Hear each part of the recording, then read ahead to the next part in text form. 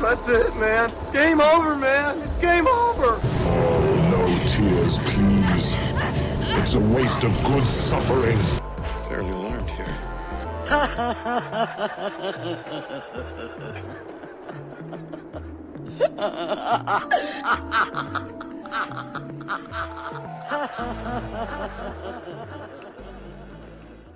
Welcome to MOTN Reviews. This is Masters of the Nerdiverse Reviews, where we take a glance at some of cinematic's shiniest supernovas and some that are not so brightly lit. You can always find this feudal Japan hot tub of a podcast at iTunes, Stitcher, Spreaker, SoundCloud, YouTube, and iHeartRadio, as well as Google Play, and hopefully one day in the next century, Spotify, the elusive unicorn that is Spotify. I'm, of course, your host, Mike G, and I'm happy to introduce for the first time to my humble show, Brian. How's it going, man? Hey, Mike, man, thanks for having me. I appreciate it. This is special for me. Me podcast says Sue podcast, primo. You know, so we're all good to go, man. How you doing? Man, I'm copacetic, man. I'm over here, got my Cavassier, you know, like Leon Phelps and shit. You know. By the way, yeah, be explicit because that's how we rolls. You know what I mean? Yeah, buddy. Well, you know what? I've listened to the podcast. I like the smooth sound. It sounds like a little slow jazz of Nerdverse, to be perfectly honest with you. So, good call on that. Yeah, man. You know, sometimes if you gulp a fine wine, you're not drinking it, man. You know, you gotta sip it. Listen to some Blues Traveler or something. You know, man. Whatever. Well, I love me a little Blues Traveler, but being from Wisconsin, I don't know how much we don't gulp. We're quite the gulpers. In fact, that's probably how I spent my first few college years, is just gulping. My only memory of Wisconsin was I saw a dude stick his hand into a vat of molten cheese, put out, and just suck on his fist for the entire party. Where was this? I went to go to a Packers game, and later my buddy of mine was like, "Hey man, fall through to this college party, you know, whatever." So I went, and these idiots had a giant like fondue cauldron, and one guy stuck his fist into molten cheese like wrist first, all the way up to his forearm. Pulled it out.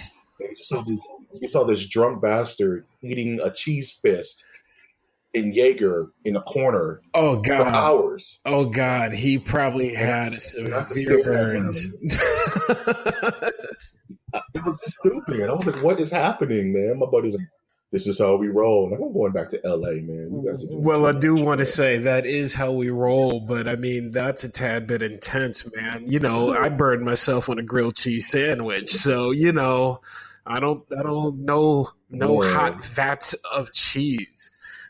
Can we get a superhero named Hot Vat of Cheese? Nah, man. He sounds like he's an Image character. Hot Vat of Cheese will be hanging off a Savage Dragon or something, dude. Super weird. Oh, man. Speaking of superheroes that are kind of cheesy, let's talk about the movie of the day, of the night of the universe.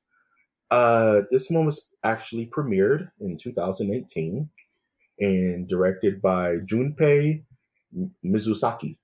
Say that 12 times fast. Love it. And the movie this time around is going to be Batman Ninja.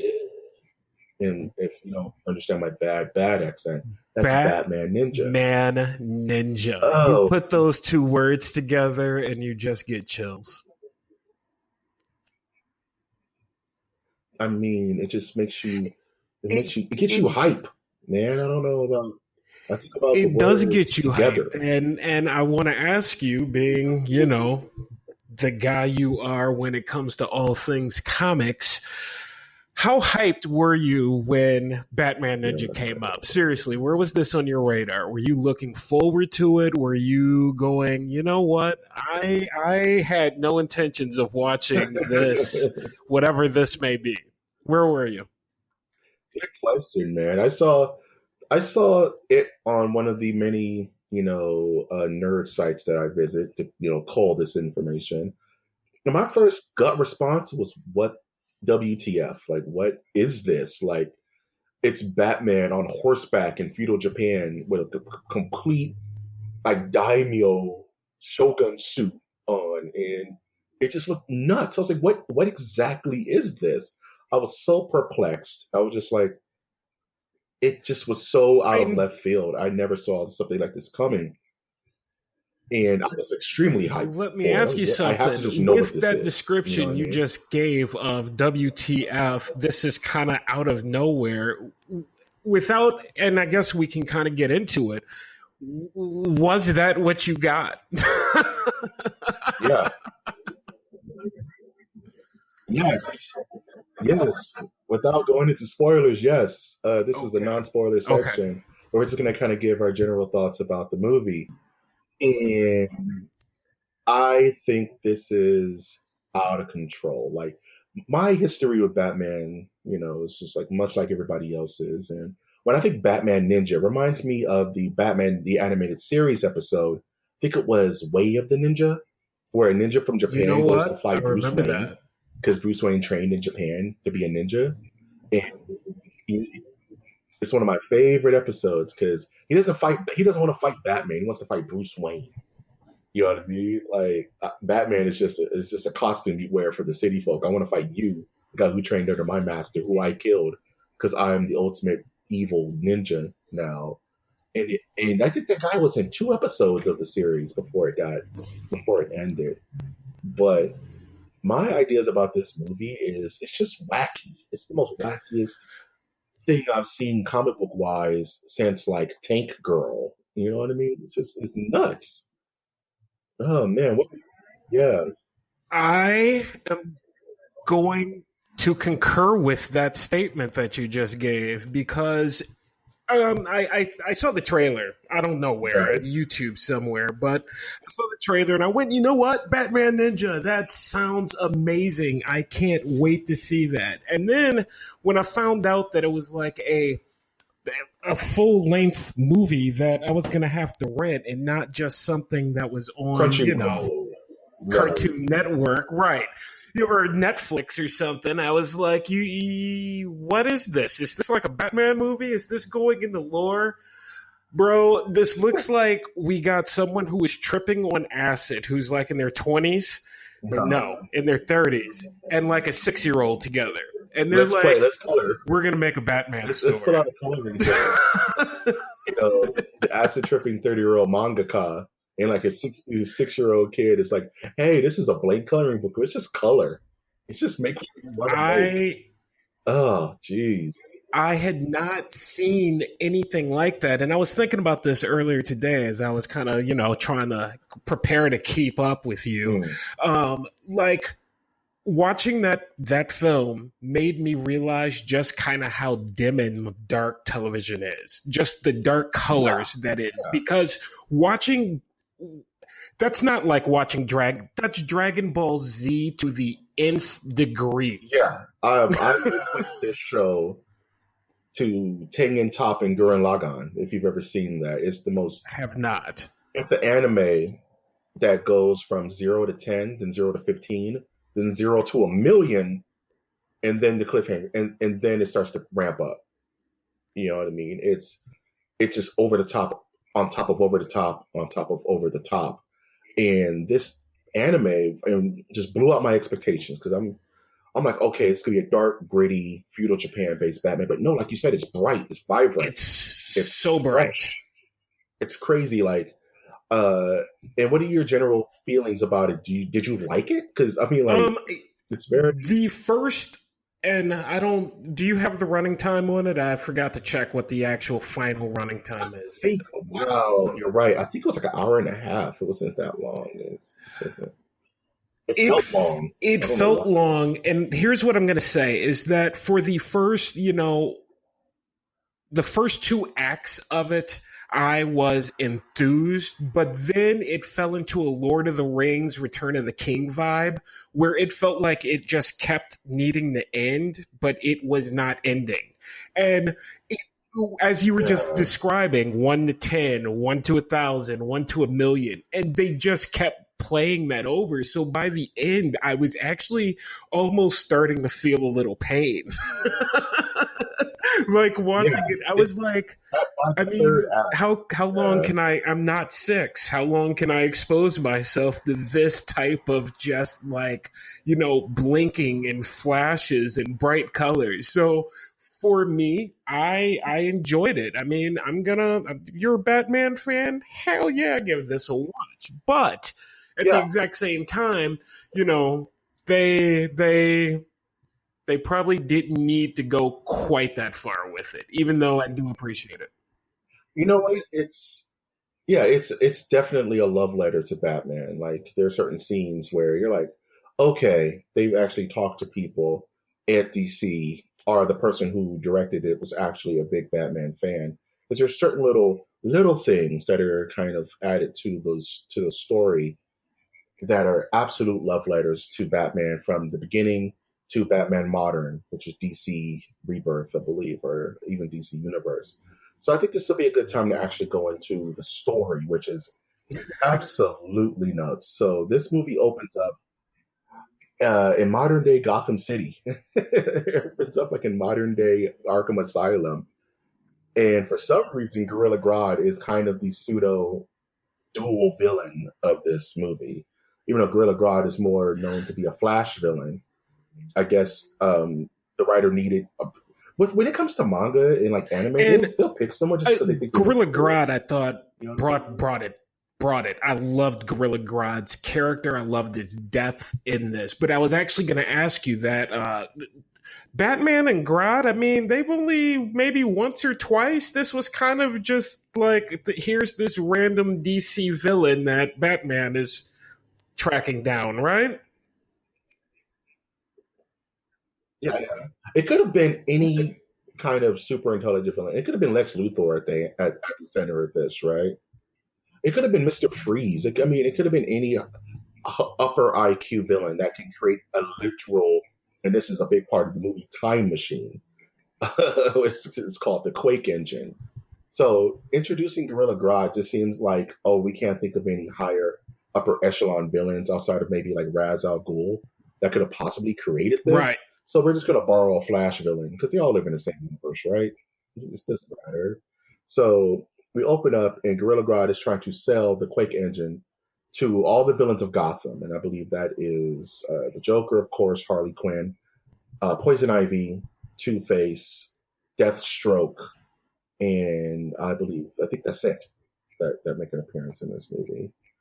So of course Batman shows up to save the day and accidentally triggers the Quake engine to send them on a time warp. This is already nuts. And apparently Batman ends up in feudal Japan in the Edo era. And the first thing you notice is the art style, which isn't hand drawn. It's more of a CG Right. kind of what you're used to nowadays, like a CG rendering, which really I had to grow on, and also was the biggest problem with this film was that because it was the CG, the voice acting work was atrocious. It was literally Batman talking up and down like a Muppet, and him saying complex shit like it must have been the flux capacitor of the eastern side, and his mouth is just going up and down like Elmo. You know what I mean? It's like, Correct. oh no, and it kind of takes you off for a while until you just stop looking at their mouths. But after that, you kind of get over it. So Batman is whisked away in this crazy graphics filled time travel moment, and he's just dead center of a random village in Edo, Japan. And he's looking around like, okay, what happened? He's still in his bat suit, normal Batman, and all the people are like, Anandaska? Like, what? And the next scene, we see these weird stormtroopers show up, like these Shogun warriors. that Weird stormtroopers. yeah, That explanation had not come there are past, these but you're absolutely right. They could have had weird stormtroopers, right, like the these horror poor version of Star Wars, for souls that sure. were going to get their ass beat by Batman, and of course they're all wearing Joker garb. Like they have the Oni masks, but they're white with the red lipstick.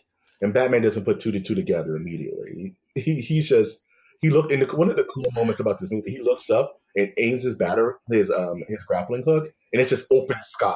I thought that was a pretty nice shot. Yes, And he's just like, oh, I guess I can't do that. So he tries to correct. scurry away and not necessarily hurt these guys because he's still trying to get his bearings. You know what I mean? What did you think about like this opening scene, like just the introduction to this world?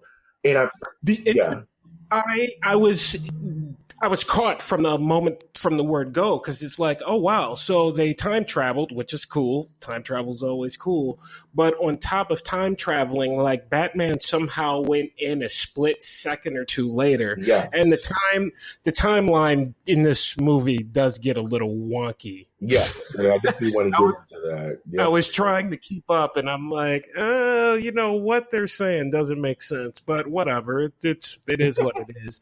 But I thoroughly enjoyed that, and by that being the plot, I was like, cool, I'm in.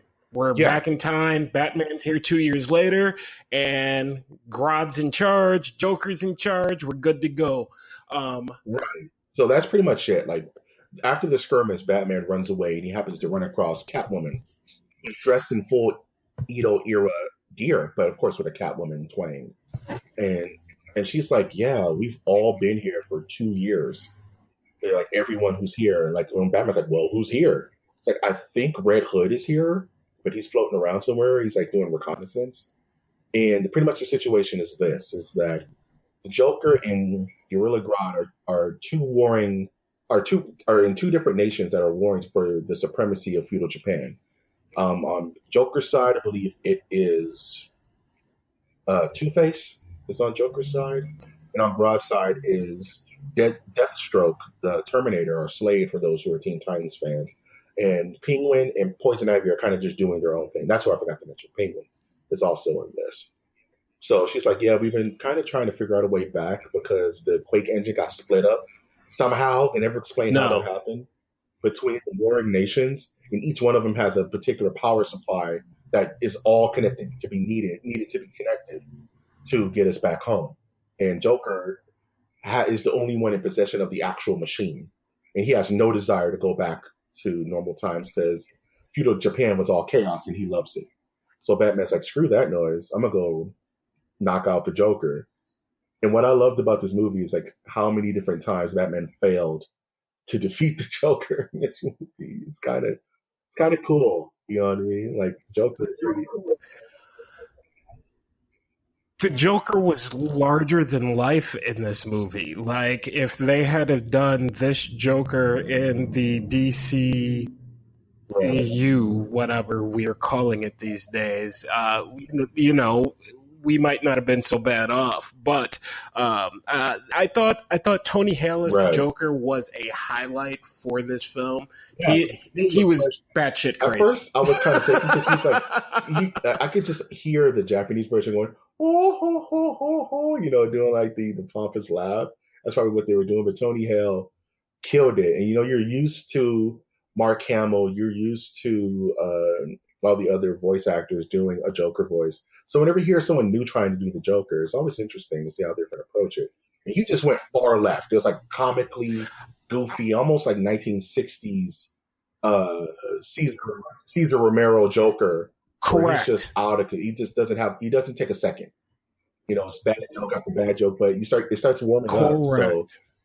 Batman tries to, yeah, I would.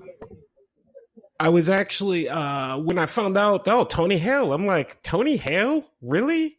Like, Arrested Development, the HBO show Veep. Like, you're funny, man, but I didn't realize you had yeah, this kind of in you. So good on you. And I want to see a tad bit more from Tony Hale as any type of voice actor. If that's the type of, he just got into it. He just went for it full on. And in any Batman movie, that's what you want to see from your actor. You want to make sure that you're seeing, absolutely go for it. Absolutely. I definitely agree with that. And for his first time out, he definitely has the chops because he really sounded like he put his entire gut into this performance. And, especially during the opening, when his intro between him and Harley Quinn in their giant Shogun castle, and Batman just storms it with the Batmobile, which it still has some, I guess the explanation was it still has some gas in it. Right. I've been watching over it and like doing maintenance on it for 2 years straight, making sure that it's fine because you eventually have to come, right? I got to stop right there because, like, Alfred, you have gotten transported back to ancient Japan and you're still wearing the tux. Like, I was like, this is kind of messed up here. This doesn't make a whole lot of sense to me. No, you know what? I bet that he saw Catwoman and Batman walking up. He says, "Oh no, I have to look my best." So he went and broke out the old tux to wear. I'm thinking that's you see. Happened. I like that. You're filling in that story. So excellent. Yeah, man. I'm thinking that he wanted to dress his best for Master Bruce that he hasn't seen in 2 years. He's been eating, fish soup for the last 2 years. And Batman pretty much storms the Joker Edo Tower. He's like, what's the worst that can happen, right? I'm just going to go in there and beat him up. I'm in ancient Japan. There's no technology. The Batmobile's good.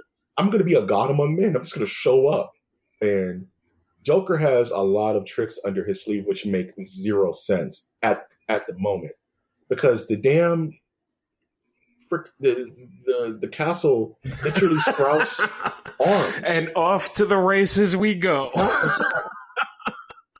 it just, okay, this is what we're getting. So the castle becomes a GoBot and literally grows tank treads and grows arms, and it's fighting the Batmobile with its fists and handing Batman his ass pretty steadily. So, and don't get me started on the Batmobile because the Batmobile gets hit, and then for some reason it just transforms into the Batwing, right? No issue. Yes. As far as boundaries, this is not a movie for Batman boundaries. For certain. You can't. We're not. Yeah, lore is out the window with this damn movie. So, of course, the Batwing is flying around this armed super house that's punching at the air and has Gatling guns and all types of crazy stuff going off, and the Batmobile gets caught by the Joker, and then it becomes the Batpod out of nowhere, right? And for some reason, the Batman's finally pinned the Joker down. They have their confrontation, and there's a lady and a baby that's about to be crushed by the Joker. And of course, Joker gives him the "I'm about to escape Batman" ultimatum, which is either capture me or save the woman. Of course, he saves the woman, and of course, it ends up being Harley Quinn playing a trick on him because one thing that they've really settled and pushed in this movie that is Batman is gullible as hell. He's predictable. He's extremely predictable in this universe. And Joker has to just figure it out. And that's how he just keeps slipping. That's an indictment on Batman. It's like he just has him so down that he's and like, this is spoiler, non-spoiler, but spoiler. All right. But like Batman doesn't let people die. You know what I mean? Yeah. So absolutely, it's his Achilles heel, which way, right? I mean, it's always whenever you watch a Batman film, like you said, that's what you're going to get. You're going to get that quick setup. I guess the fun is seeing how he escapes it. And to be perfectly honest, with this freaking house shooting guns, going around in like circles, and are we to the Voltron part yet of the house or no? Okay, all right. No, dude, it keeps evolving. That's later. That bullshit is later. So Batman's about to subdue Harley Quinn. And for some reason, a sumo version of Bane shows up. That only shows up for that split second. And then I'm like, what? And the art Um, kind of the funky thing about this movie is the art style changes constantly. It's constantly changing. And there's one that I want to talk about later that's such a drastic change, and it was so good. Reminded me of Kill Bill Volume One. You know what I mean? How things just kept shifting. for sure.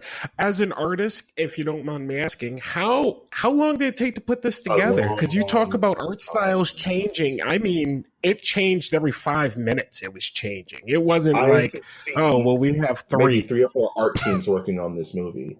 The way it shifts so much, and oh man, we'll get there. Well, So, of course, the Bat Pod forms around Batman and turns him into a giant mech warrior.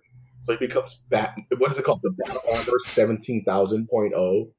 And He's literally having a sumo match with Bane in the middle of like this hectic giant Joker house, swinging its arms and going nuts. He defeats Bane, but he ends up. But the Bat. It's kind of funny. The Joker puts down his giant God hand on the Batmech, and the Batmech kind of just goofily ejects Batman out of it. It's like, bye, boy. And Batman's like, what? He just gets dumped out the back of it. And no that's just so, boundaries. no boundaries. It's super nuts. So Joker has Batman pinned. He's like, this is how it ends, huh? Oh, well. And these ninjas show up, right? And I'm like, oh, okay, maybe this is Robin and Nightwing. But no, they're just ninjas. They're just like regular ass ninjas. They're like, we got you. It's like, who are you? Like, it's not explained at all. So they whisk Batman away with his injuries, and we come to find out that there's like this ancient Batman ninja clan that's in feudal Japan that have teamed up with uh, Nightwing. Uh, Tim Drake is that Tim Drake that's there as well? Yes, I would. Red I'm Robin, going to say it was Tim Drake. Correct. right? As Red. Red Robin and Robin. I'm not going to call him Damian Wayne because it's not Damian Wayne. It's Robin. I don't know who this child Okay, is, the crazy, but that's the most jarring the thing crazy about this looking movie one. to me. Yeah, the one with the pet monkey later. The one that was all Yeah, high pitched and I was happy. gonna ask you. I'm sitting on the couch and I'm watching this film, and I'm, because they're a good chunk of it, and I'm going, "Who in the heck is this?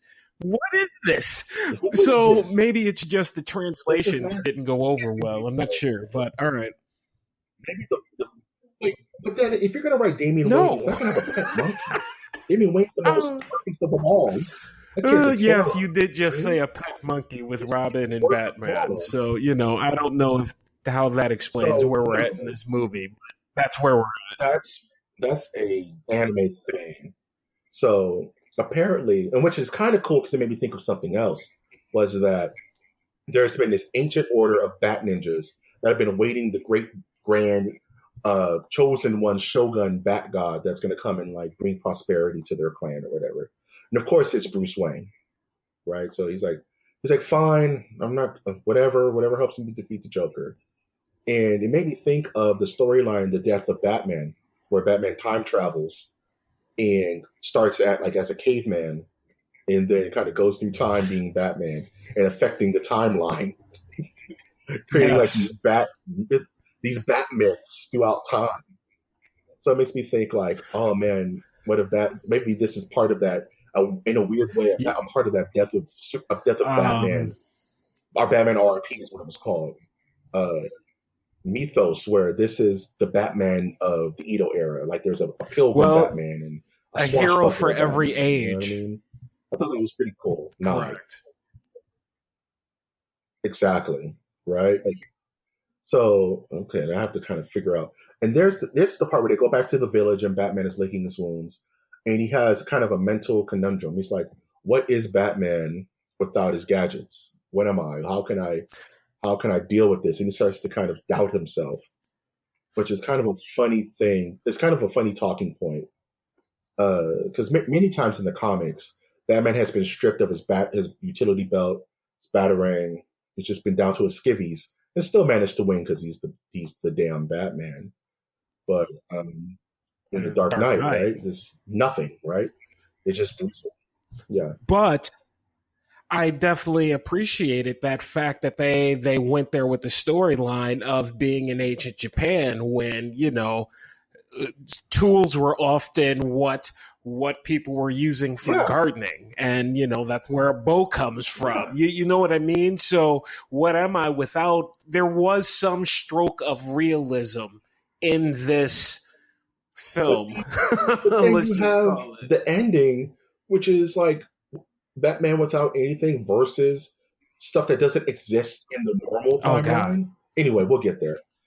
So Batman yes. decides, okay, I'm hearing that Gorilla Grodd has some secret monkey lair in the mountains somewhere. So he goes to visit Gorilla Grodd, who's just chilling. He's like, you know what? It's not so bad, Chilling. man. I'm in a hot spring. I got my nanas. Straight I got up. monkeys feeding me grapes and shit. I'm chilling, dude. I am so far ahead of the rest of you. You guys don't You guys even don't even know. know. I'm not Loved worried about it, man, because I knew you would come. I knew you would love it. me. Loved it. And Gorilla Grodd is always like 15 steps ahead. So Batman's like, all right, let's work together. Let's dethrone the Joker and let's get this Quake engine, because honestly, everybody just wants to go home. From Catwoman to you to all the Bat family. So they arrange a what can I say? Sabotage. They kind of want to ambush the Joker. Sabotage. So Batman, Gorilla Grodd, the Bat family, and the Bat Clan, which are these ninja that just follow Batman around, meet Joker at this river. And it's a beautiful scene because Joker just has technology up the ass. I'm like, where is he getting all this gunpowder and ancient thing? Anyway, he is now the Batman. Right, he's the Batman now, and Batman's the Joker. Correct. So the Joker's just shooting Gatling guns into the ocean. Like, I'm just going to kill you all. And of course, Batman springs them. And at that point, it's Catwoman versus Harley Quinn, of course, because they always have to team the girls together for some weird reason. And Two-Face shows up in this sick, one of my favorite designs of the movie is the Two-Face armor, where it's like, it has the motif of him, but it's also kind of is striped. I just want the figures for this movie. Oh, they're coming. So damn good. I did read that. I believe Hasbro does have them coming. Right, man. It's just so dope. Like, so Joker, of course, once again gets the upper hand because he puts somebody's life in danger. Like, Batman, this is why he works alone. He's so tired of getting the upper hand, right? So Grodd double crosses Batman, of course. Like, Batman should have saw this coming. And Catwoman kind of low-key double crosses Batman because she joins Grodd, because it's Catwoman. She always has to play both sides of the fence. And it appears that Batman and Joker both die. That's what it appears like. They're like, okay, we're going to meet each other. We're going to keep this party going in hell. And their boat that they're on just explodes, right? It's like, oh, okay. Whenever you see the white fade away in an anime, that means, yeah, you're done. And I want to say, this is one of those moments when we were watching the film and I'm going, you know what? Is this thing about to wrap up? I mean, I guess so, with all of the lights and the flashes and everything and the giant robot house and stuff. I'm like, it's like we're going to wrap this up right now, man. Like 45 minutes. Yeah, no. Yeah, no. The shit, man. Super nuts, man. So this is where we get the explanation where it's like each one of the villains that teleported here is a warring nation, and they all have a piece of power converters that are used to run the Quake engine. Plot point, plot point, plot points, right? Okay.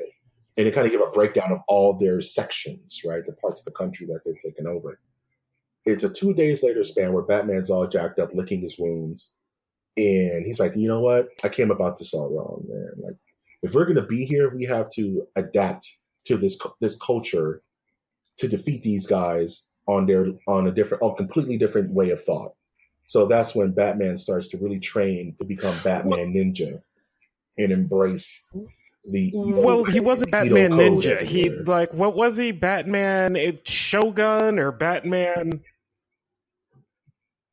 Yes, then he transformed into the Batman Ninja with the... I mean, can we please talk about a tad bit of trademark licensing and how this film is not... how these people are just not being sued? I mean, there was just Batman Ninja. Every time someone transformed, you were pulling from Dragon Ball Z, Street Fighter. I mean, No. As long as Goku doesn't show up, he won't get sued. It can look just like Goku. Give him red hair. Oh, Goku has red hair. right. I mean, give him blue hair. I'm sorry, Goku has blue hair. Shit, we're moving. Yeah, just as long as it's not completely, because there's some stuff was like that's Gurren Lagann, man.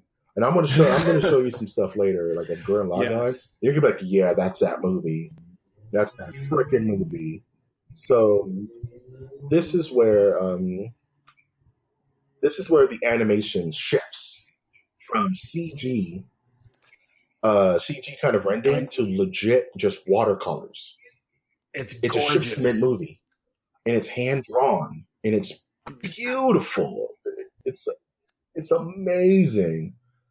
So we finally get introduced to the Red Hood, uh, Jason Todd, who's looking for the Right. Joker because, And of course, he believes that the Joker's still alive because it's the damn Joker, right?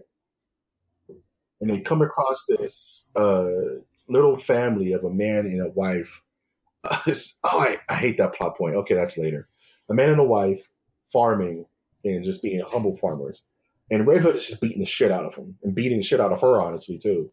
And it's the Joker, and it's still Hale, but it's such a downplayed thing. And Batman shows up. It's like, man, you can't just kill these guys. It's like, no, it's literally the Joker right there. He's not going to do any. It's a trick. He's actually the Joker. He's playing it up. Batman's like, nah, I've seen him trying to trick me. oh, go on. Yes, I won't interrupt. Go on. Yeah, And they leave him alone. I don't want to spoil that. Right? No, that's pretty much it. The only other thing is that for a split second, you see them digging up some kind of flower that finally grew that they were trying to grow, and he starts to do a maniacal laugh, which was actually very good foreshadowing. I like that scene because she's like, "Wait, what the hell?" Absolutely. Because it's so genuine. His Hale's performance as just, "Hey man, it's just me and my wife. We can't have we're just trying to live out here. We have amnesia. We don't know what happened. We just woke up one day and we just tried to be in love and start a life and whatever. We don't want any problems." And then it just turns at the very last second of that scene, and you're just like, "Wait, what?" And I haven't felt that way about Joker in a long time. You know what I mean? Where it's not since The Dark Knight where I was actually shocked by something Joker did. I was absolutely just like you. Shocked is the word I'm going to use, because that scene, they got everything right in that scene. That was by far for me the scene of the movie, because when it happened, the transformation was just so like, WTF, why is this happening? And they fooled me. I thought we had went somewhere else. We were doing something else, like the directors and everybody just got off base and they were like, hey, we're going to add this weird scene in here. So I was really kind of like, oh, that's not the Joker.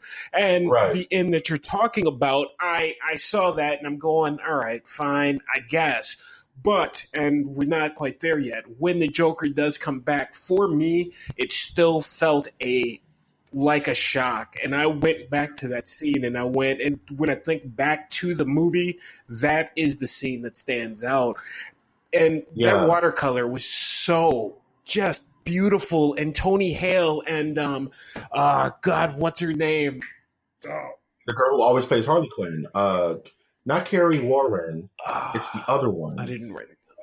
She's played Harley Quinn since forever. They were fantastic in that scene. And you know what? Bravo. Because animation doesn't do that. Not like that. Not like that. And if there's a reason to watch this movie, it is to absolutely go on this ride and then hit that scene. And you're like, whoa. Ooh, okay. So we get back from that, and it's starting to ramp up towards the final battle, and all the warring nations are taking their giant mech suits because all their houses just turn into mechs. They just turn into Gurren Lagann mechs, where the entire house either has a face or it's a giant penguin. are it's literally not even mechanical. It's like poison ivy's. It's just raw plant life. It's just so out of control, man. And Batman's like, oh, these guys have tech and that stuff wasn't or whatever. Voltron. That was the other one. Who was the other one? There was no, there was Voltron. Mazinger Z? Maybe. Megazord? I can't remember. I'm sorry. I'm failing the nerdverse. Someone might take away my card. But that at that moment was another trademark where I'm going, how did you guys get this by? Is it because it was made in Japan and no one really knows what Batman Ninja is? Because this is my childhood. And it's all about... yeah. It went crazy. It went absolutely bonkers. So we have all these super houses about to fight. And here comes Batman. And it's explained that, okay, we have the technology because Gorilla Grodd has manipulated them to get the technology to build these ultra houses and have this super crazy tech. The coolest one to me is honestly, I didn't know whose house was whose. I was just watching the madness. It's a Buddha face with 6 arms. Thing. The man, and it does ensue, man. So it begins the giant war of the infighting. It's pretty much a battle royale between Grodd, Deathstroke, Penguin, Two-Face, and Poison Ivy. And there's a great scene where you see Batman on his horseback running across the giant warring monsters. in the background and in the foreground is them running on their horses, and it's just beautiful, man. It just reminds me of anime, and it's the biggest anime moment ever. And you may think this doesn't sound like Batman. Wait, it gets worse because at this point the Joker shows up. He's returned. I am back, and he's in a giant gaudy ass Joker blimp, and he's like, this has been my plan all along. And he pretty much just hijacks the Gorilla Grodd house, which was his house at first. And under the mind control that Gorilla Grodd put on all the other villains, he literally just creates a giant Voltron out of all the houses to make a super Shogun house with a Joker face on it. And the thing is like, I think it's like 600 stories tall. It's so ridiculous. And I'm just like, what? And by Voltron, that face, bro, was Voltron's face. If we go back and we run the tape, you're going to be like, oh, they used Voltron's face. How'd you guys get away with that? How'd you do that? Right? Anyway. And it's like, okay, you can't get much wackier than this. So Batman on horseback is going to fight a giant, super freaking Megazord house with Joker at the command. But no, it gets dumber because then Gorilla Grodd gives Batman his magical flute that commands his monkey army. And you may think, okay, monkey army. Which I was okay with because I'm always okay with the monkey army. But I had some questions. A, where did all the monkeys come from? Because there were a shit ton of monkeys. And B, we have to start with the monkey because we have to go back to that Robin and him getting the flute and the monkey helping Robin play the flute like we're in some episode of like Dora's Land or Dora's World, whatever that kid show is. Are you free? And the monkey had a little monkey girlfriend at the and she helps. She helps gangbang this flute.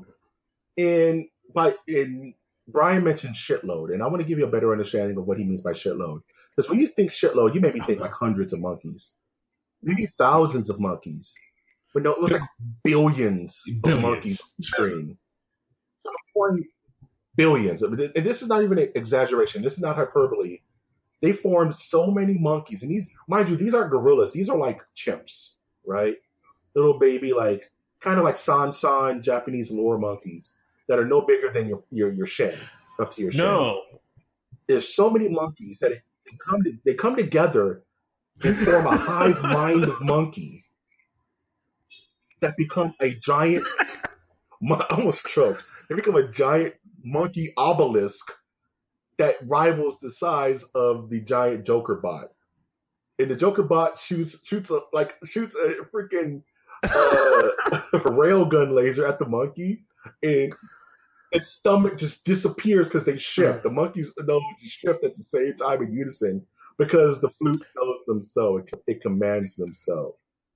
And the monkeys, it's the dumbest thing I've ever seen. And Batman, at the same time, Batman is like circling around the Joker on his weird little like kind of like hang glider thing. Him and the Robins are trying to infiltrate the Joker base, which they do.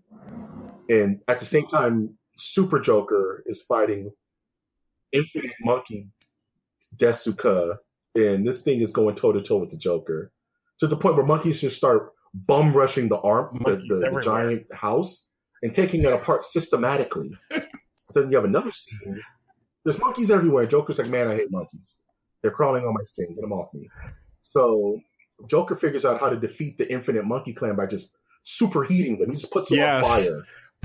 Trillions of monkeys are just getting burned. Which was actually a tad bit of a gut-wrenching scene because Robin's like, oh no. They built up the monkeys, and there were so many of them. I mean, you guys, right? And we're not quite there yet, but you're going to want to check something like this out because the art style has a visceralness to it that makes it real. Correct. I will agree with that statement. And I know it sounds like we went off the rails, but no, this is all part of Batman Ninja. It's very visceral. You can smell the charred monkey flesh from these trillions of monkeys that are burning alive. This is all part of the movie. We're not making this up. This is not hyperbole. The Joker has a 7-block flamethrower, a 7-block long flamethrower that he shoots at said giant monkey homunculus. They are legion, and they are one. You're like, oh no, we're going to lose. But then, out of freaking nowhere, the Bat Clan shows up with a quintillion bats. It's infinite bats. A quintillion infinite bats show up. And then they form around the monkey to create a bat-monkey hybrid. It's Batman. The monkey, which is our ancestors, according to science, and the bats, Detective which are Comics, also correct, in quintillion numbers, form to make a bat-monkey hybrid that then evolves into a giant Batman. Into Batman, and not just Batman. It evolves into the Detective Comics. That was not Batman with the gloves and the art design. Literally on the couch at this point. Batman fighting the Joker. I thought this thing was going to end like 3 times before. This is seriously not coming up towards the end of this movie.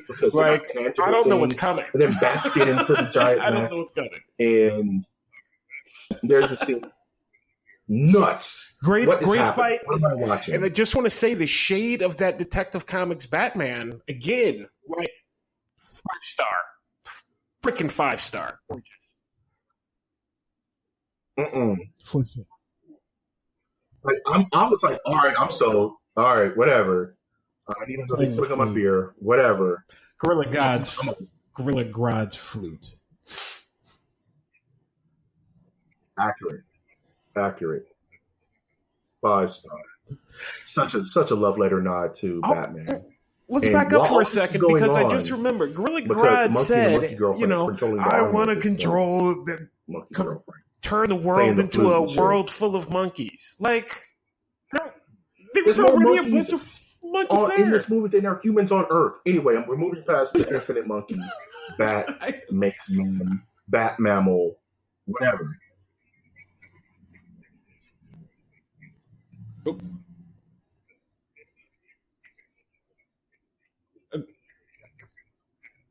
Yeah, you had enough of Earth 1 through 99, man. Like, there was a lot of monkeys. Yeah, you already had a world of monkeys, man. You had 8 trillion monkeys at the ready, dog. What did you need outside? If he was there, it's only to destroy the Quake engine. You know what I'm saying? Because they're not him and his infinite monkey squad can just take over the Earth. because apparently he got every monkey, past, present, future, to show up. Right? Yeah, yeah. All 52 Earths monkeys to Yes, show Red up. Robin Penguin. Anyway, we get the big final send-offs where it's Batman versus the Joker. He finally catches up with him. It's weird. I don't know whose Robin this is. Robin versus Poison Ivy. It's Deathstroke versus Red Hood, and it's Nightwing versus Two-Face. And then it's Red Robin versus somebody, I think Penguin or something like that, if I said it right. So they're all fighting, and it's all a really good fight scene. And then it goes to another level where everybody's defeated but Batman, and of course Batman and Joker are on top of the top of the Japanese house, or I forget the actual term for it. And the Joker shows fighting skill, prowess, and endurance that I've never seen. The Joker is working Batman out in this fight. Like, he is not feeling pain. He's talking crap to Batman the entire fight. He's keeping up with him blade for blade, and he's beating Batman. And I'm like, whoa, I've never seen a Joker that can actually stand up to Batman physically. Batman. And it was very jarring, and I know it's very anime. But then he gets the upper hand and stabs Batman in the stomach. Like, oh no, Batman's gonna die? You know, Kappa, Monka ass. And Batman falls to his death, but then Batman explodes into a sea of bats. Some leftover bats from the infinite bats they had later. And then Batman transforms from Batman to Batman Shogun to now he is officially the Batman Ninja, where he's doing bat teleport combos. Batman Ninja. And he's doing Batman teleport combos and pretty much turning into like Dracula Unbound or something like that. He's doing Dracula Unbound. I mean, he was next level. Like, you think about like Batman Begins, and you think about all the martial arts we saw in that film, and it went like Batman Ninja. This dude just started working out Joker the opposite way. Yeah, to the nth degree. He was giving him a proper beat down. And I'm like, okay, Batman got some new tech while he was in ancient Japan. It makes perfect sense. Now you can just teleport into bats. And he's just the most craziest, almost non-human guy ever now. So he defeats the Joker, and the day is saved, right? They power up, even though Grodd is kind of on their side because Batman saved his life. So he's like, okay, I know I'm the only person on Earth who knows how to work this thing. So let's all get home. So that Robin says a heartfelt goodbye to his monkey and his monkey's girlfriend. Monkey! Oh my god, anime. And the Quake engine just sucks sucks the Arkham Asylum and all the bullshit that they created so they don't pollute the timeline into the time-space continuum. And arrive moments after they left, because time travel, right? Like seconds after they left. It's just put right back into existence. Gotta love time travel. And then the movie goes off in back to the art style, to this manga page style ending clips where they show Commissioner Gordon like being like, what the hell? They show Batman, everybody's still in their Edo era armor, dragging away the villains. And it's like Commissioner Gordon's like, you guys at a costume party or something? Like, what's all this about? Right? Yes. And did you see the Stinger ending? The Stinger, which I thought was kind of neat, it was Catwoman kind of, because she kind of opened up this story saying, you think you've heard all the Batman stories ever told? Well, you've never heard this one. And everybody's back to a normal time, and she's selling off some of the iniquities that she plundered during her time. She's like, you don't think I'm gonna get away empty-handed, did you? And she's selling off this Catwoman too. The way that ended, that was perfect Catwoman. Yeah, perfect Catwoman. On her bike, she's off for another story. But then you see a Batmobile made of horseback in like Shogun era Batmobile going down like Main Street or something. And it's like click, click, click, click. It's so underplayed. It's so quiet. And Commissioner and Alfred's like, so you're gonna go to the policeman's ball? I was like, yeah, I'm gonna show up like this, just in case no one knew I was Batman. I don't know now. The end there when we're talking about like the final battle, you know, there was not enough of the other fights for me. Me too. That's a big problem that I had with it was, uh, yeah, Yeah. Anyway, I'm sure you're gonna ask for a wrap up or final thoughts, but yeah, I got to tell you that for all of the build up and all of the noise and all of the flashes, like they got to the end and they very much focused on Batman and Joker, which is what you should do. You should focus on Batman and Joker, but you did spend an hour and a half right, with the other people too. I right, guess that's all and I'm saying. they accept you to understand these characters going in. You know what I mean? They're like, okay, we don't have to explain why Two-Face acts the way he acts, or what's Right. Poison Ivy's deal. You're supposed to just get it, right? And in Right. those fight scenes, you got a little bit of banter between the hero and the villain that weren't Batman and Joker. But like you said, that whole third act was about Batman besting the Joker in this new environment. And I just want to say, if you're listening to this podcast and you're like, oh, Batman, I don't know much about it, I think I'm going to go check out Batman. This is not the Batman movie for you to be checking out in your first venture, because this is not Batman. This is something else. Like, it's a love letter to Batman, like you said. If you're from Earth 17 and there's no Batman on your Earth, and you're like, this is my introduction to Batman, don't let it be your introduction to Batman, please. No. You're going to think and there's been crazy Batman stories throughout the years. Alien Batman, Gotham by Gaslight, Vampire Batman, all that crazy stuff. And they're all non-canon, as we would say. Or they're all elsewheres. And I think that this movie, for my final thoughts, is a nice elsewhere story that that I enjoy. And I would love to see built upon. I would love to kind of go back to that land. You know what I mean? I'm kind of like, I would like more stories told during that 2 year I am time frame 100% with you. If they said, hey, Batman Ninjas are going to be a series coming on after whatever the new Clone Wars is going to be, I'd be like, cool. I'm in, man, because that was cool. And I wish we could get more into those other characters and what they're doing and what, Penguin's doing. I mean, it's a freaking penguin in ancient Japan. Come on, man. That's gold. It was a cool look. Yeah. The art design on this was so good that it made me think of other characters I want to see in this era. Like, what would Superman look like in Edo, Japan? Like, what would Green Lantern or Aquaman? I also certainly hope that since, we will not be getting more Arkham games, I certainly hope that in some corner of some world, there's like 4 or 5 people working on the open world Batman Ninja game. Because my God, would that be fun? Yeah, man. You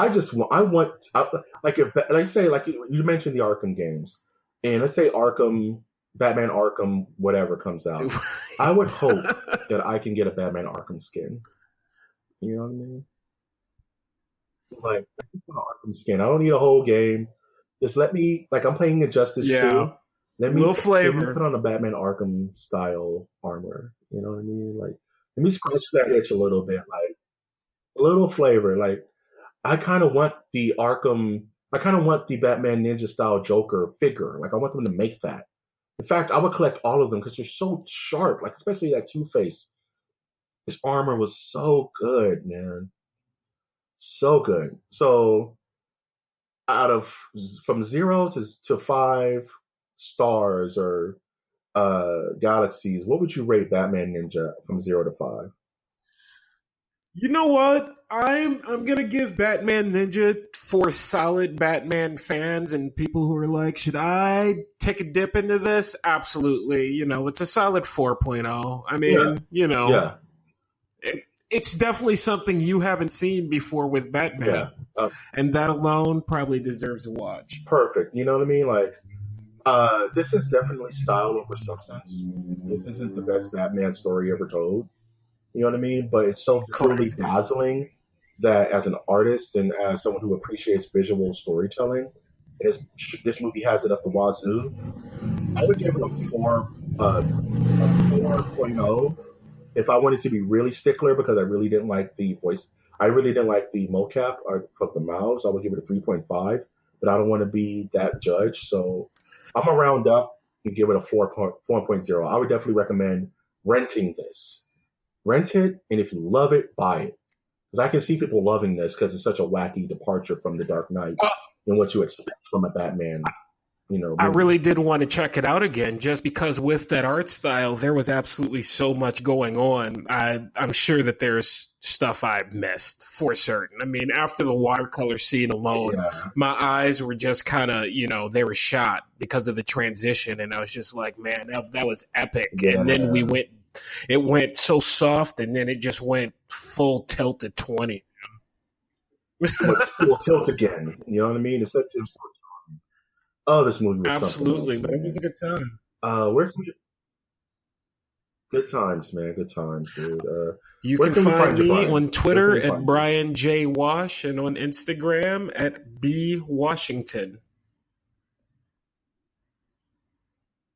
Do it. Follow this man. He lives an interesting life. I seen Right him over lift my 100 head pounds once right or over his head twice, and then, sometimes. couldn't walk for a week, but I did.